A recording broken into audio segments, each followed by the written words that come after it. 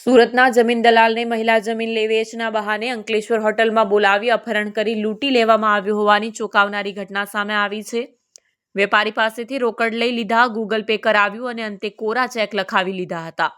12 કલાક ઉપરાંત ગાડીમાં જ સાથે રાખી મારી રૂપિયા પડાવી જાનથી મારી નાખવાની ધમકી પણ આપી હતી.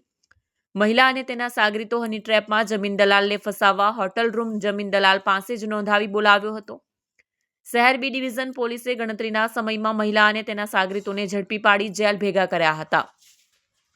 સુરત ખાતે રહેતા 60 વર્ષીય પરસોત્તમભાઈ સુતરિયા જમીન દલાલીના વ્યવસાય સાથે જોડાયેલા છે. તેના અન્ય જમીન દલાલ મિત્ર સંજયભાઈ દ્વારા 3 મહિના પૂર્વે પાયલ પટેલ ટેલિફોનિક ઓળખાણ જમીન દલાલ તરીકે કરાવી હતી, જે બાદ વારંવાર ફોન પર વાત કરતા હતા. દરમિયાન ઈડરની એક જમીન બાબતે બંને વચ્ચે 1 મહિના સુધી વાત ચાલી હતી, જેમાં દસ્તાવેજ કાગળ મેળવવાના બહાને અમરેલીથી આવતા થાકી ગઈ છું, આરામ કરવો છે, હું ત્યાંથી જ આરામ કરી નીકળી જઈશ તેમ કહી પાયલ પટેલ અંકલેશ્વરમાં પુરુષોત્તમભાઈ સુતરિયા ગત 1 માર્ચના રોજ સુરતની અંકલેશ્વર બોલાવ્યા હતા, જ્યાં પુરુષોત્તમભાઈ સુતરિયાએ રેલવે સ્ટેશન નજીક આવેલ હોટલ મયુરામાં રૂમ બુક કરાવી પાયલ પટેલને લોકેશન મોકલ્યું હતું. જે લોકેશન પર પાયલ પટેલ પ્રથમ એકલા જ આવ્યા હતા અને હોટલ બંને પોતાના પુરાવા રજૂ કરી રૂમમાં ગયા હતા. ત્યાં પાયલ પટેલ સૌપ્રથમ બાથરૂમમાં ગયા હતા. તે સમયે પુરુષોત્તમભાઈ બેડ ઉપર બેઠા હતા. આ દરમિયાન પાયલ પટેલ બહાર આવી તેમની નજીક ખુરશી લઈ બેઠી હતી.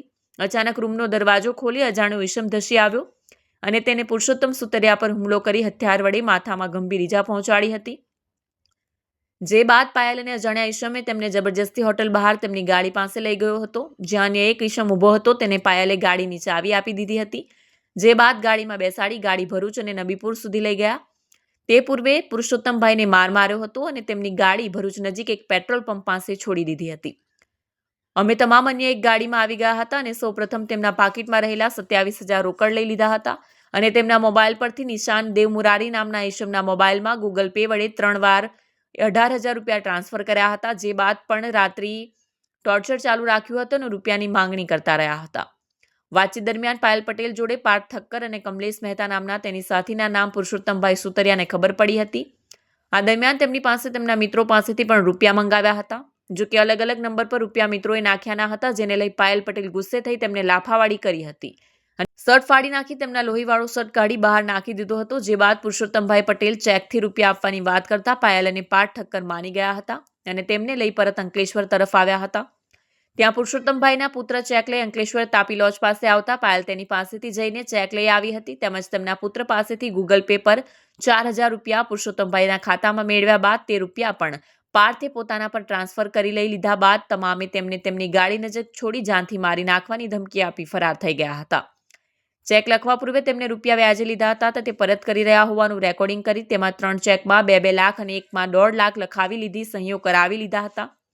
પુરુષોત્તમ સુતરિયાએ પોતાની ગાડી લઈ પરત હોટલ મયુરા પર આવ્યા હતા અને તેમના પિરામણ ગામ ખાતે રહેતા જમીન દલાલ પાર્ટનર હનીફભાઈને આખી વિગતો જણાવી હતી.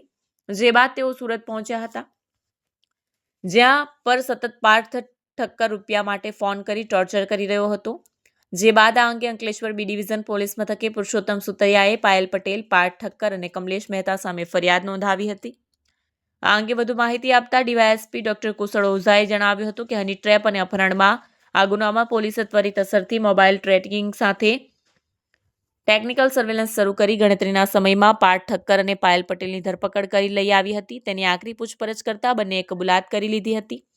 તેમજ પોલીસે તેમની પાસેથી મોબાઈલ, 3 ચેક તેમજ ગાડી પોલીસે રિકવર કરી હતી. તેમજ અન્ય એક ફરાર આરોપી કમલેશ મહેતાને ઝડપી પાડવા માટેની કવાયત શરૂ કરી હતી.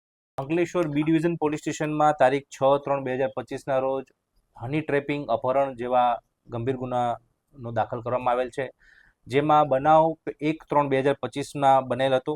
જેમાં ફરિયાદી અને ભોગ બનનાર જે છે પરસોત્તમભાઈ વાલજીભાઈ સુતરિયા છે તેમની સાથે આ બનાવ બનેલ હતો. જેમાં આરોપી જે છે એમાં કુલ 3 આરોપીઓ છે: પાયલ ભાવિનભાઈ પટેલ, પાર્થ જીતેન્દ્ર ઠાકર તથા કમલેશ મહેતા. આ 3 ઈસમો દ્વારા એક કાવતરાના ભાગરૂપે ફરિયાદીને યેનકેને રીતે બોલાવી હોટલમાં, મયુરા હોટલ જે છે ત્યાં બોલાવી તેને મારી તેને પોતાની ગાડીમાં લઈ જઈ અને 4 જેટલા ચેક સાઇન કરાવેલ તથા ગૂગલ પેથી કેટલાક પૈસા પણ એમના ખાતામાં ટ્રાન્સફર કરાવેલ અને તેને ગાડીમાં બેસાડી માર મારવામાં આવેલ અને તેને બદનામ કરી અને તેની વિરુદ્ધ આ પ્રકારના આરોપો લગાવી અને એને વિરુદ્ધ ખોટી ફરિયાદ કરવા માટેની ધમકી આપવામાં આવેલ. મુખ્ય મુદ્દો એવો છે કે પાયલબેન છેલ્લા 3 મહિનાથી આ ફરિયાદીને ઓળખતા હતા, જમીનની ફાઇલ આપવા ફરિયાદી સાથે વાત કરતા હતા અને આ બહાને તેને હોટલમાં બોલાવ્યો હતો. ત્યારે કાવતરાના ભાગરૂપે પાર્થ ઠાકર અને કમલેશ મહેતા છે એ તેમની 4 વ્હીલર ગાડી લઈને આ હોટલ ઉપર આવેલા હતા. આ હોટલ ઉપર આવી અને પાર્થ ઠાકર અને છે ને કોઈ હથિયાર વડે માર મારી તે આ ફરિયાદીને અપહરણ કર્યું, ગાડીમાં બેસાડીને તેને લઈ ગયા હતા અને આગળ લઈ જઈ અને તેની પાસેથી આવી રીતે બળજબરીથી પૈસા ટ્રાન્સફર કરાવ્યા હતા અને ચેક લઈ લેવામાં આવ્યા હતા. આ બધી જ બાબતે આ ફરિયાદી છે એ શરૂઆતમાં ખૂબ જ ગભરાતા હતા, પરંતુ પોલીસના સપોર્ટથી આ ફરિયાદ લેવામાં આવેલ. તાત્કાલિક પેરેલલ ટીમો બનાવી અને આરોપીઓને પકડી પાડવામાં આવેલ, તેમની આગવી રીતે પૂછપરછ કરવામાં આવેલ અને તેમની પાસેથી આ 3 ચેક તથા જે મોબાઈલ જે 2 મોબાઈલ છે, ગાડી જે છે જે આ ગુનાના કામે વાપરવામાં આવેલ છે તે પણ રિકવર કરવામાં આવેલ છે. આરોપી દ્વારા કબૂલાત પણ આપી દેવામાં આવેલ છે અને આ બાબત એની સઘન તપાસ ચાલુ છે.